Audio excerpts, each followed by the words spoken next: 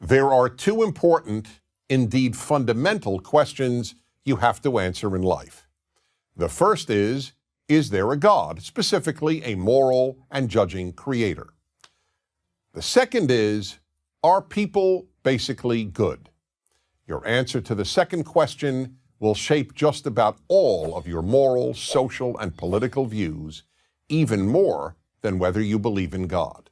That's why a believer and an atheist who have the same views about human nature almost always have the same social and political views.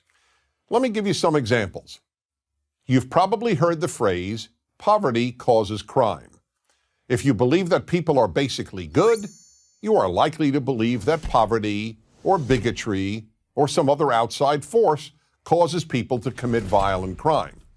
That's the only way you can make sense of the fact that some people commit crimes despite their basically good nature. Something drove them to it. But if you don't believe people are basically good, you're far more likely to blame the criminals themselves, not outside forces, for their actions. One more example. In a society where it is believed that people are basically good, parents and society don't devote great efforts toward making good people. After all, if we're born good, why do you have to teach goodness?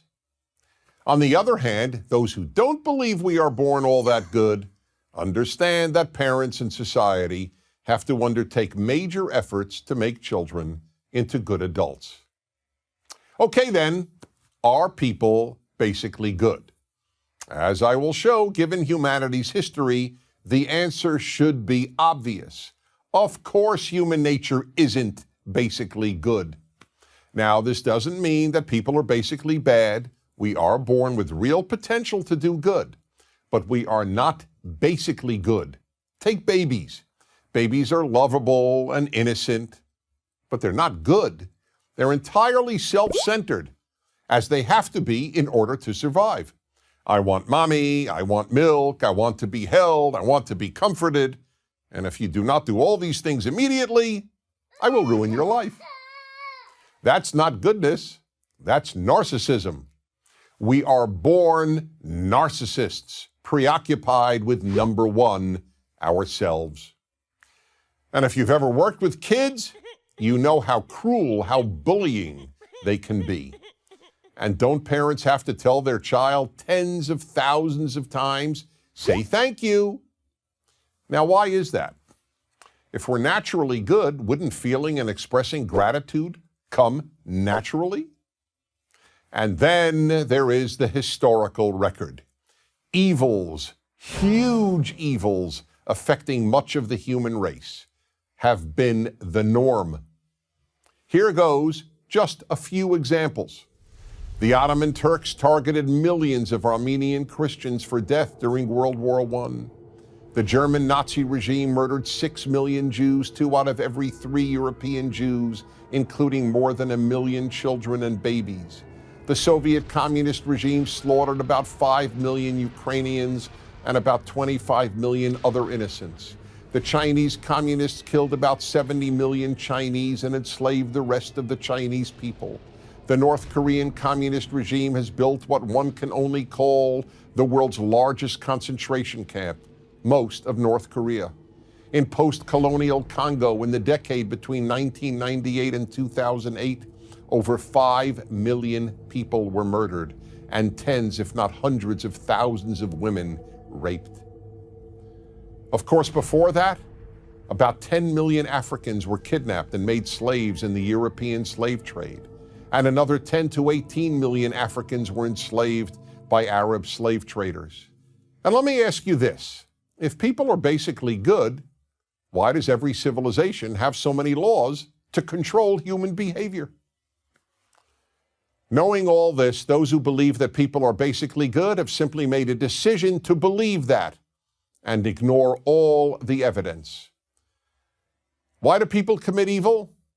Because it's easy to, because it's tempting to, and yes, because it often accords with human nature.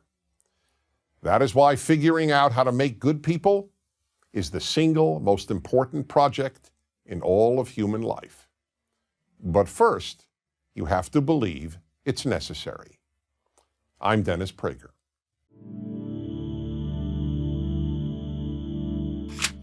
I'm going to talk to you about the most important thing you will ever have. Now try to guess what that might be. For example, is it money? Well, it's certainly better to have money than not to, but it's definitely not the most important thing you can have.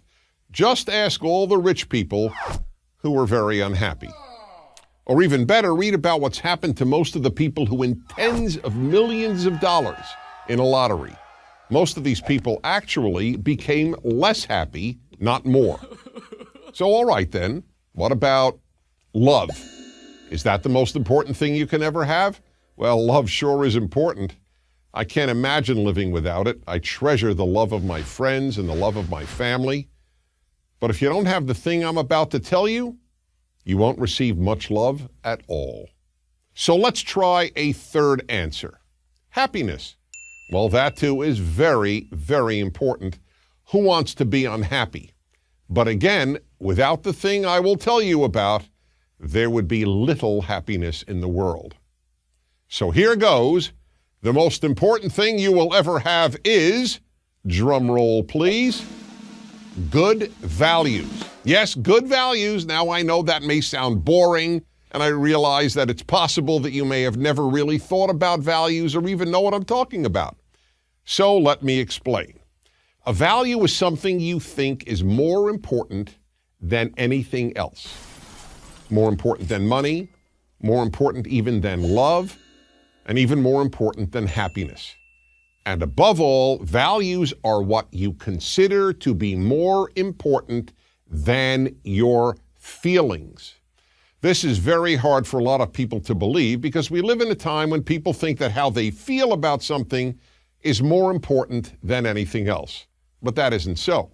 Here's a simple example of the conflict between a feeling and a value.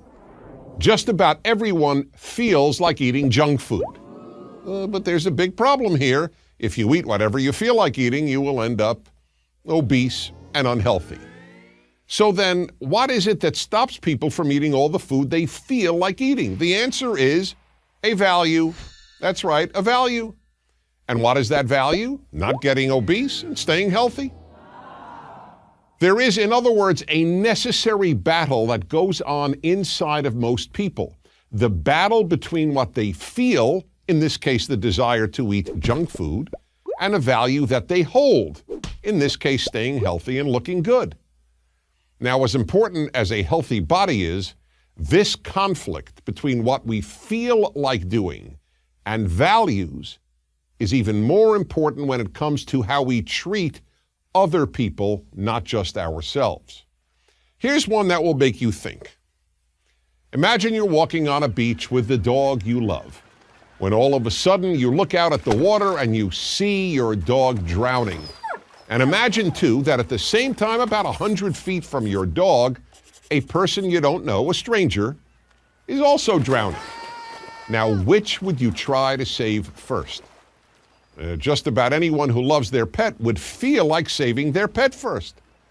But what if you value human life even more than an animal's life? And you probably do. After all, you probably eat animals, but you wouldn't eat a human being. Then your value, the unique preciousness of human life, is in conflict with your feelings for your dog. Here's another example. Imagine you are about to take an important test at school. If you cheat on that test, you'll be able to avoid failing and maybe even get into some great school. But what if you have a value, what we call a moral value, that cheating is wrong? You sure feel like cheating, but if you have moral values, you know it's wrong too. Again, that battle between your feelings and a value. Almost everything that is wrong with the world comes from people either not having higher moral values or not living by them because they feel they want to do something else. People who murder feel like murdering, and they do what they feel rather than live by the value of preserving human life. People who steal feel that they want the thing that they steal, so they take what they feel like having rather than live by the value of not stealing. The list is pretty much endless. And that's why good values are the most important thing any of us can ever have. Without them, the world would be a very terrible place. And finally, know this. The best people you know, meaning the nicest, kindest, and most honest, are people who battle their feelings every day of their lives. So should you. I'm Dennis Prager.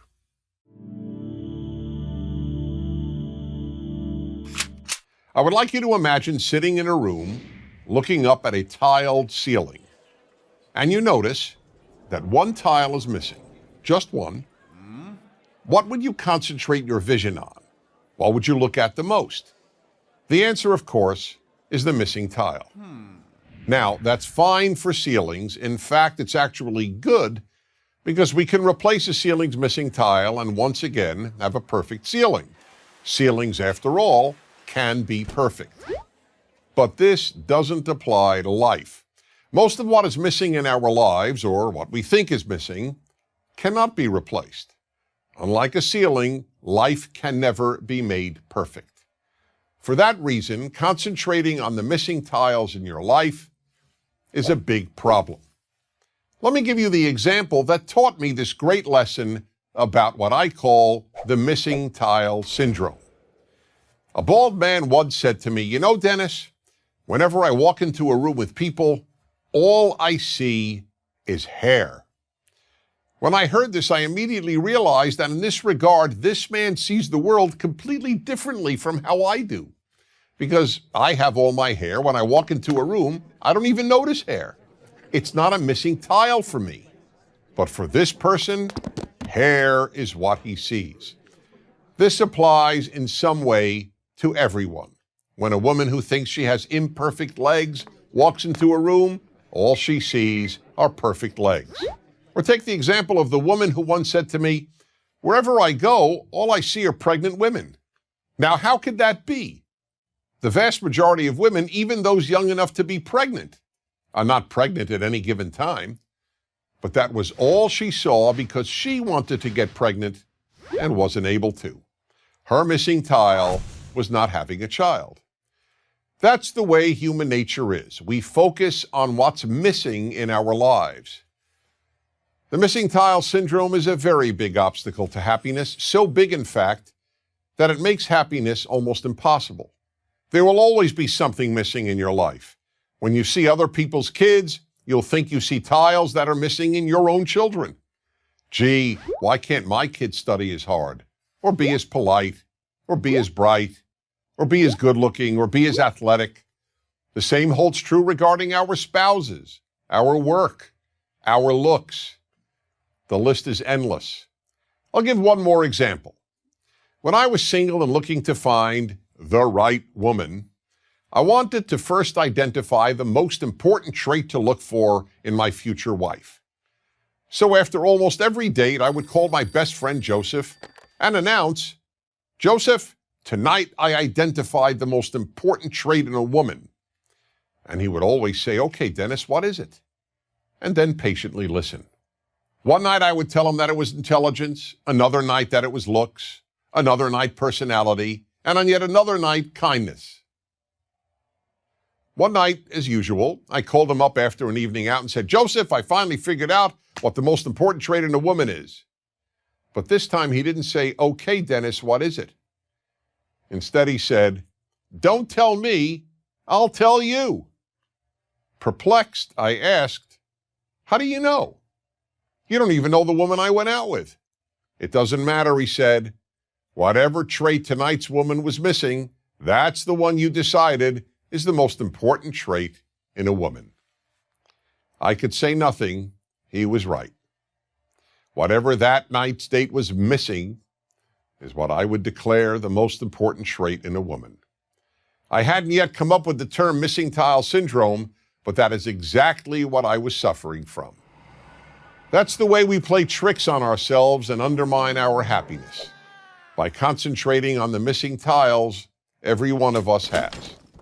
So we really have a simple choice. Do we focus on the rest of the ceiling, on all the tiles we do have, or do we focus on the ones we're missing?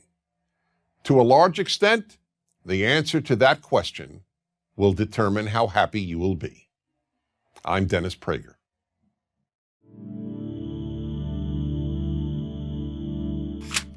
I would like to tell you a true story told to me by people who run a large camera store in the Los Angeles area.